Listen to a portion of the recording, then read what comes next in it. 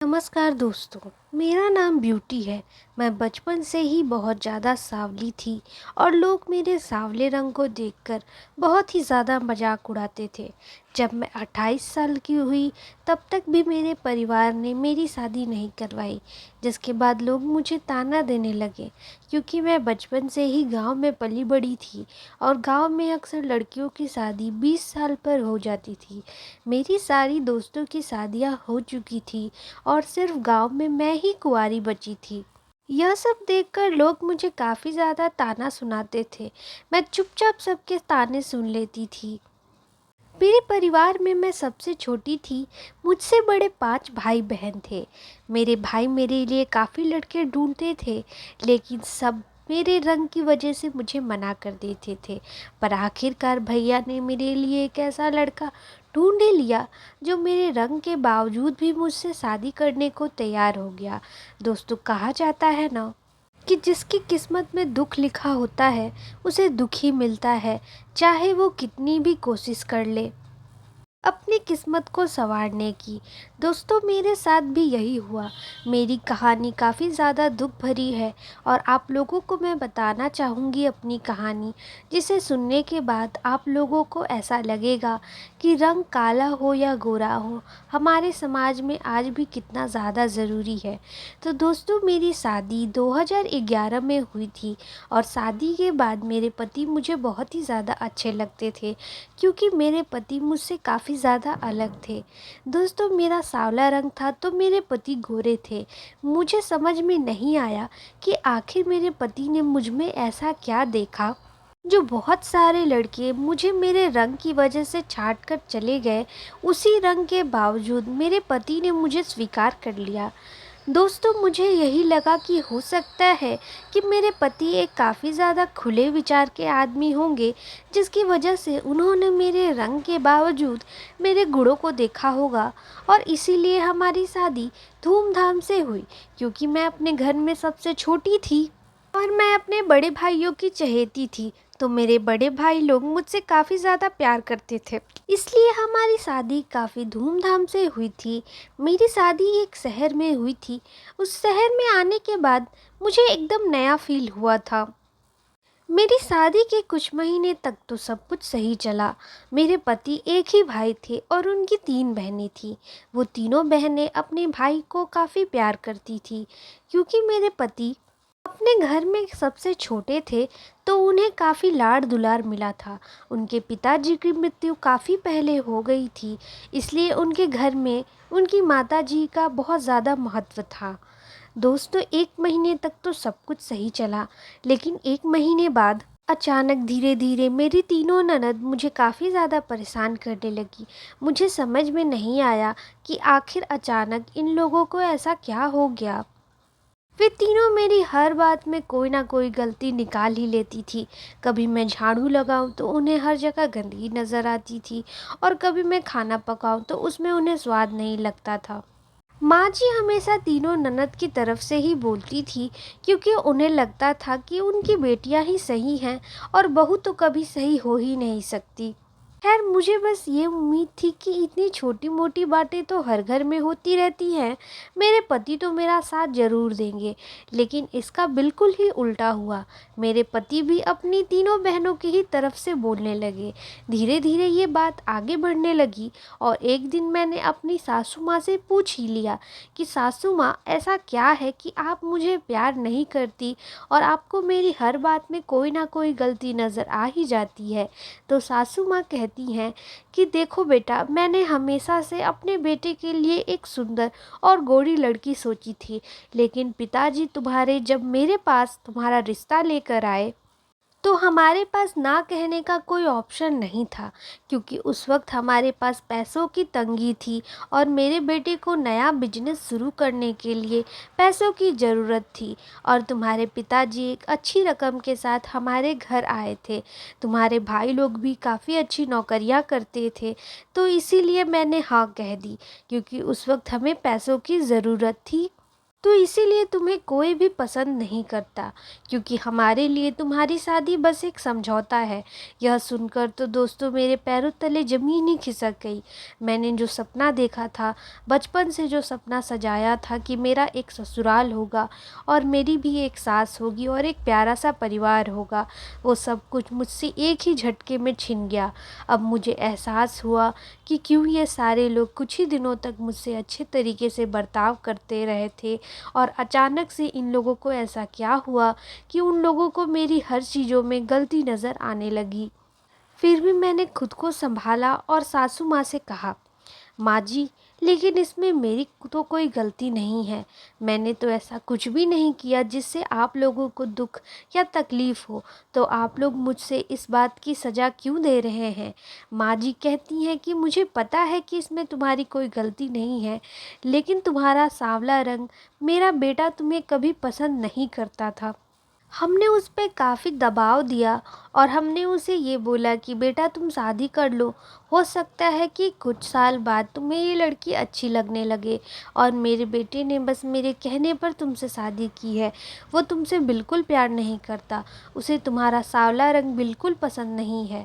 मैंने ये सब सुनने के बाद अंदर से पूरी तरह टूट चुकी थी और मैं चुपचाप अपने रूम में चली जाती हूँ। मैंने रूम में जाकर अपना दरवाज़ा लगा लिया और उसके बाद किसी से कोई बात नहीं की। सब सुनने के बाद अंदर से पूरी तरीके से टूट चुकी थी। जब एक दिन गुजर गया तब भी उन लोगों ने मेरी कोई सूध नहीं ली, तो मैंने खुद ही दरवाज़ा खोला और देखा कि बाहर कुछ लोग आए हुए हैं।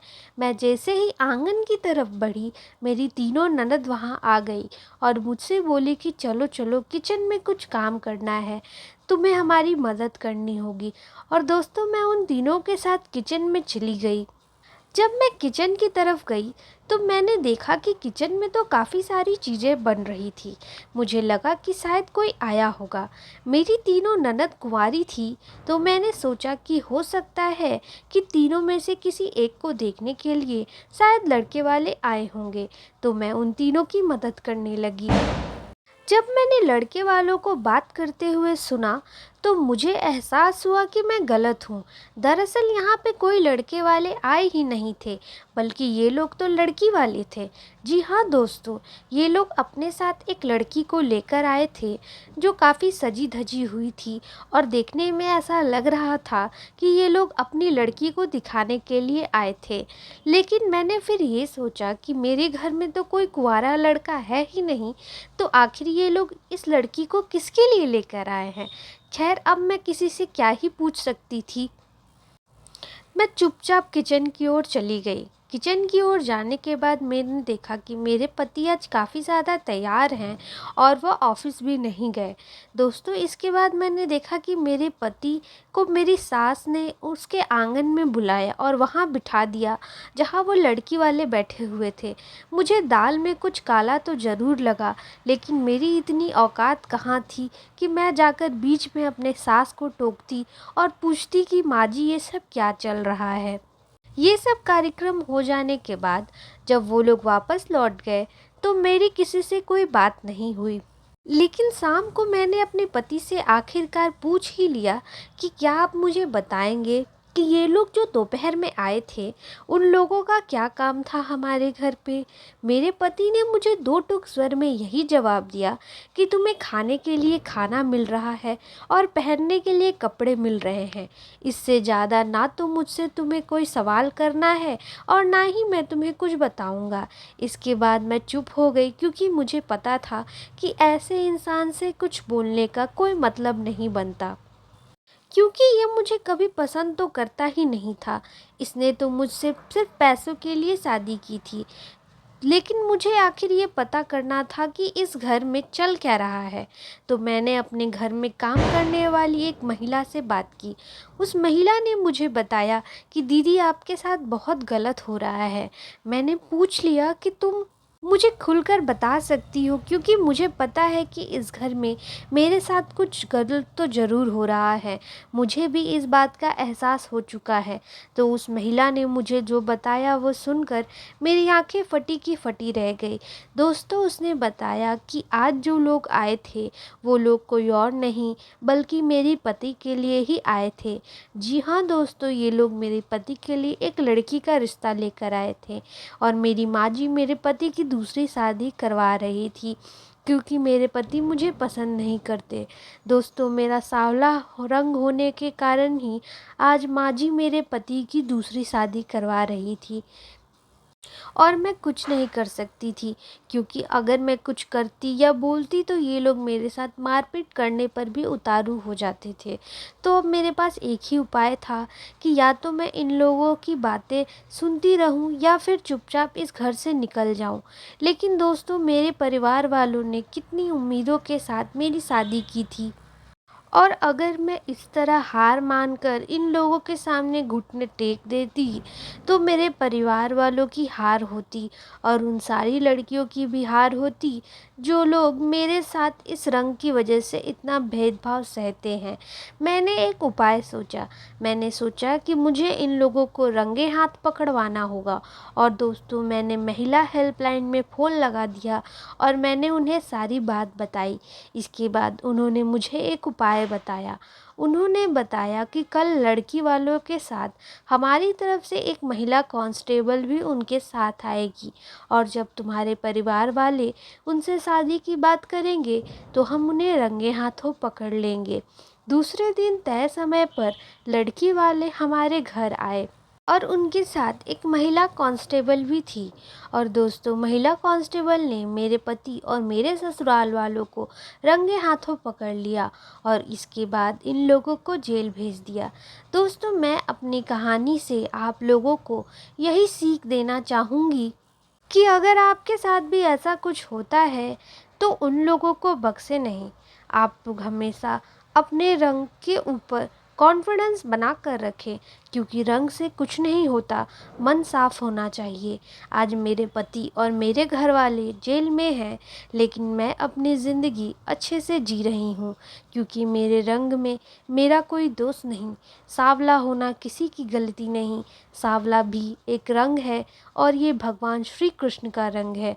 दोस्तों, सांवला रंग का व्यक्ति बहुत ही साफ दिल का होता है। ज़रूरी नहीं होता कि इंसान अपने रंग और रूप से ही जाना जाए।